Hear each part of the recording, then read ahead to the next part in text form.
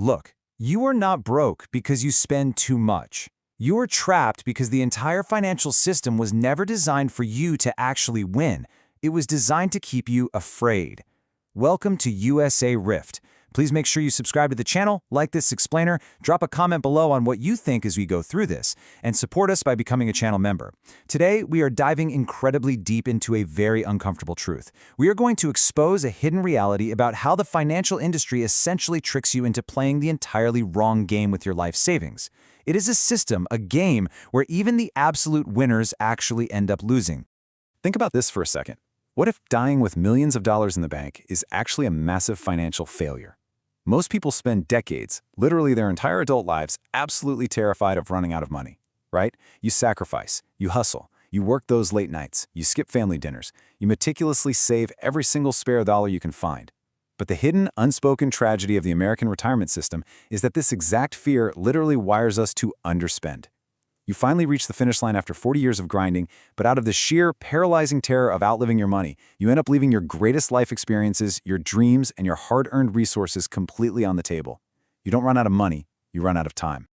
To really understand why this happens to so many smart people, we have to look at how money actually functions over a human lifetime. Because the transition from saving your money to spending your money flips literally everything we know about finance completely upside down. During your working years, what we call the accumulation phase, you're building wealth, right? You're using dollar cost averaging. And this phase is actually incredibly safe because when the stock market drops, it's actually a good thing for you. You're buying stocks on sale with a steady, reliable paycheck. It's predictable, it builds a psychological safety net. But then you retire. Boom! Suddenly, you enter the decumulation phase. You are no longer adding money to the pile, you are drawing it down. And immediately, overnight, your portfolio enters a state of extreme structural fragility. The safety net of your working years is instantly shattered, and it's replaced by terrifying new mathematical risks that the system rarely, if ever, prepares you for. What is truly terrifying about this reality is who is actually validating it. We aren't talking about some random financial blogger here. This is Nobel laureate Bill Sharpe, and he said, "Decumulation is the nastiest, hardest problem in finance." The complexity of what you were trying to do in retirement is just staggering. Think about the mechanics. You are tasked with taking a finite, limited pool of assets and somehow converting it into a reliable, lifelong income stream. But you are fighting against immense, chaotic forces that you have zero control over. You've got massive market volatility, you've got unpredictable inflation eating your purchasing power, and the absolute unknown of your own longevity. You literally don't know how long you are going to live, and you don't know what the market will do next year. It is an absolute actuarial nightmare. So for decades, the financial industry sold us a simple, supposedly bulletproof solution to this exact nightmare. You've probably heard of it, the 4% rule, or more accurately, 4.15%. This was born from William Bengen's sacred 1994 research. But here is the profound structural truth that they almost never tell you. This rigid, static rule was designed purely to survive the absolute worst-case historical scenarios. We are literally talking about retiring in the year 1966. If you retired in 1966, you walked directly into an absolute economic apocalypse. You faced massive Vietnam War deficit spending, you faced the severe stagflation of the 1970s, the brutal oil crisis, double-digit inflation, and a stock market that traded completely flat for over a decade. The 4% rule was mathematically engineered to let a portfolio survive that exact disastrous once-in-a-century gauntlet. But because it was built for the apocalypse, it mathematically forces the vast majority of normal everyday retirees to massively underspend. Historical data actually shows that a median retiree who blindly follows the 4% rule actually finishes a 30-year retirement with more than double their initial wealth. Let that sink in. They live their final years like paupers, only to die as kings. The whole reason the 4% rule is so terribly restrictively conservative is because it's trying to protect you from the true villain of our story. It isn't average market performance that destroys your wealth, it is sequence of returns risk. Sequence of returns risk is the extreme, terminal danger of facing poor investment returns early in your retirement combined with your ongoing withdrawals.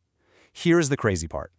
Even if the market averages a fantastic 8% return over your entire 30-year retirement, if those negative, red years happen right at the very beginning, your portfolio can be permanently and irrevocably destroyed. It doesn't matter what the average is. Timing is literally everything. Let's really look at the brutal, unforgiving mechanics of this death spiral. When you withdraw money to pay for your groceries, your housing, your life during a market downturn, you are essentially forced to sell your assets at deeply depressed prices. And once those assets are sold, they are gone forever. They permanently miss the eventual market rebound. Your principal base, the engine that generates your wealth, is irrevocably destroyed. Consider the sheer math of it. If your portfolio drops 20% in year one and you take out your 4% for living expenses, you now need a massive gain of over 25% the next year just to get back to the starting line. This mathematical reality makes the first 5 years of retirement the critical vulnerability zone. It's the danger zone. Think about real, breathing human beings living through this. Someone who retired in early 2020 faced a terrifying pandemic market crash. That triggered an immediate sequence risk death spiral. They sold at the absolute bottom just to survive. Meanwhile, someone retiring just 12 months later, in early 2021, rode a massive stimulus-fueled bull market. They had the exact same life savings, the exact same work ethic, but they ended up with radically different lives, entirely because of the invisible, arbitrary luck of timing. But look, the trap isn't just mathematical. It is deeply, fundamentally psychological. If we dive into the behavioral finance research of Michael Fink and David Blanchett, they identified this phenomenon called depletion anxiety and mental accounting. Basically, humans anchor to their portfolio's high watermark. Think about your own life. After 40 years of waking up every single day and being told to save, save, save, your brain physically rewires itself. You develop a deeply ingrained neuroplastic habit of hoarding. It takes 4 decades to build that mental armor. You cannot just magically undo it overnight the second you turn 65. So what happens? Every time you see your account balance drop, even if your withdrawal rate is perfectly sustainable, your brain registers that drop as a permanent existential threat to your actual survival. You become absolutely terrified to spend the very money you sacrificed your whole life to accumulate. So why are we so afraid to spend our own money? The sheer complexity of the decumulation system makes retirees feel like they literally lack the license to spend. When you had a salary, you knew exactly what you could afford, right? You had a biweekly paycheck, and you built a budget around it. It was clean. But pulling from a fluctuating, unpredictable pile of stocks and bonds, it feels incredibly unnatural. Honestly, it feels like you are stealing from your future self. The financial system has effectively paralyzed you with uncertainty. Now, the ultimate irony of this whole psychological trap is actually found hidden inside U.S. tax law. At age 73, the federal government steps in and forces you to take required minimum distributions, or RMDs, from your tax-deferred accounts. Now, you might think retirees absolutely hate this. You think they hate the loss of control. But behaviorally, RMDs actually cure the hoarding psychology. By forcing the money out of that untouchable sacred investment account and dropping it directly into a regular checking account, the government inadvertently gives retirees the license to spend. It forces them to frame their untouchable savings as actual everyday spendable income. Suddenly, a switch flips, and they finally feel permission to enjoy their wealth. Section 1. Dynamic Frameworks Breaking the Static Trap. Okay, let's dive into this. If the 4% rule mathematically keeps you poor, and your brain is psychologically wired to hoard, how do the truly wealthy and the high-level financial experts actually solve this structural flaw? Well, they completely abandon rigid, static withdrawal schedules. They use dynamic systems, like the Guyton-Klinger guardrail system, which was developed by financial planner Jonathan Guyton and computer scientist William Klinger. Instead of blindly taking the exact same amount every single year, regardless of what the real economy is doing, this system adapts to the market. It lets your retirement spending systematically fluctuate. Think of it like bowling with bumpers. It puts a guardrail on the top to capture and lock in wealth during the massive boom years, and it puts a heavy guardrail on the bottom to protect you from that death spiral during the crashes. Let's break down the highly detailed, meticulous mechanics of these rules, because honestly, this is where true financial freedom is actually found. First, because this system dynamically adapts to danger in real time, you don't have to start at a miserable 4%. You can safely start with a drastically higher initial withdrawal rate, generally somewhere between 5.2% and 5.8%. Let's use real numbers to put this in perspective. On a $1 million portfolio, instead of taking out $40,000 a year, you are taking $55,000. That is a massive, life-changing lifestyle upgrade right out of the gate. Now, here is how the system mathematically protects you. They use the capital preservation rule. Let's say the market crashes and your portfolio drops so much that your current withdrawal rate spikes 20% above your initial target. The system triggers a structured, calculated 10% pay cut, so that $55,000 drops to $49,500. By accepting this small $5,500 sacrifice in the short term, you dramatically reduce the stress on your portfolio, and you stop the sequence of returns death spiral absolutely dead in its tracks. Conversely, we have the prosperity rule. If the market booms and your withdrawal rate drops 20% below your target, you give yourself a 10% pay raise. You actually get to spend the surplus. You get to enjoy the good years. By simply agreeing to accept very small, mathematically structured pay cuts during the bad years, you buy the ultimate freedom to start your retirement with a massively higher baseline income. And this brilliantly illustrates Vanguard's approach to the exact same problem. They call it dynamic spending. What they do is they place a strict 5% ceiling and a negative 2.5% floor on your spending changes from year to year. Let's look at exactly what that means for a real everyday retiree's budget. Say you were spending $50,000 a year and the market absolutely plummets. Your negative 2.5% floor means your budget will drop to no lower than $48,750. You only lose $1,250 of spending power for the year. Your lifestyle is entirely protected from the shock, right? You barely feel it. On the flip side, if the market absolutely surges, the 5% ceiling means your budget can climb up to $52,500. It beautifully balances market responsiveness with short-term spending stability. You get an incredibly smooth, reliable income, but you never drain the portfolio to dangerous levels during a bear market, and you never leave massive, unnecessary piles of unspent cash behind after a bull market. It scales perfectly, it anchors your psychology, it breathes with the real economy. Section 2. The Lockbox Strategy, Defeating Sequence Risk. But what if you want to completely eliminate the risk of a market crash destroying your lifestyle? What if you literally want to uncouple your investment risk from your longevity risk entirely? This brings us back to Nobel laureate Bill Sharpe and his ultimate structural solution. He calls it the Lockbox method.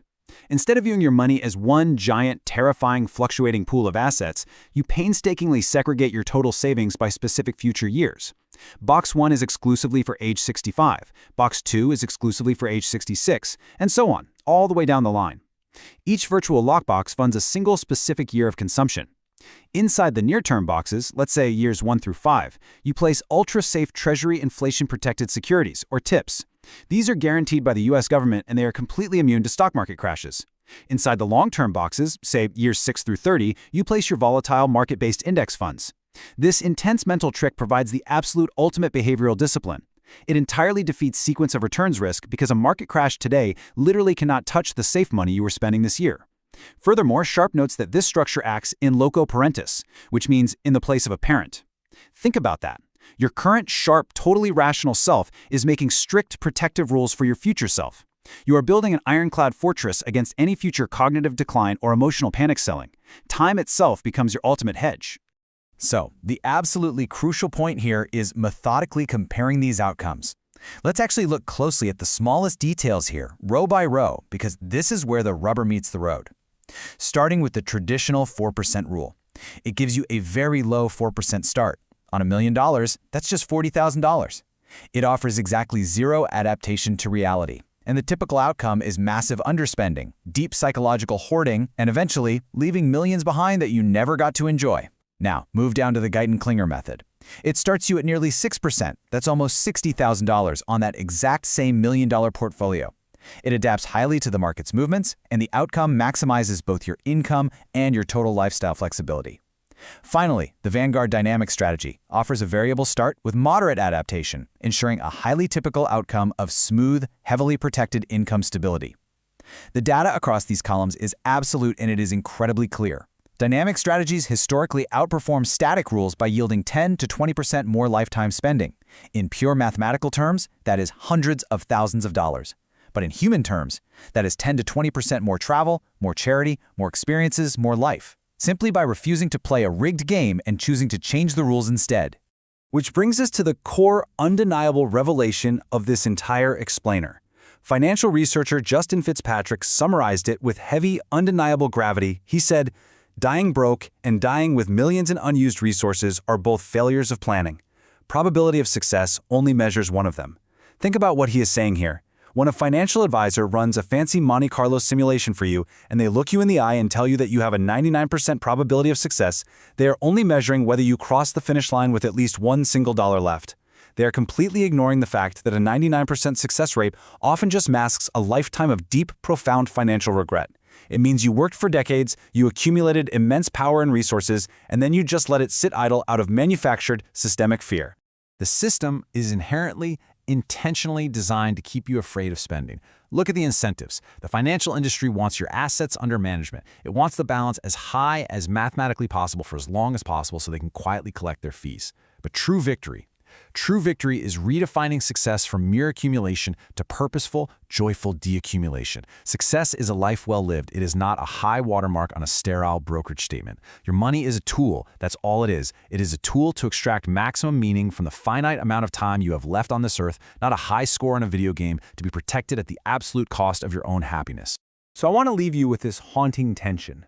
If the financial system continuously tells you to underspend and your own brain is psychologically wired to hoard until the very end, who is really controlling your money? You spent your whole life earning it, but the system is the one spending it. And the absolute worst part, most people will never even realize it. Thank you so much for joining us here on USA Rift. We are dedicated to bringing you the deep, structural truths about how money and wealth really work in this country. Please make sure you subscribe to the channel, comment your thoughts below, like this explainer, and consider becoming a channel member to support more deep dive explainers exactly like this one. Until next time,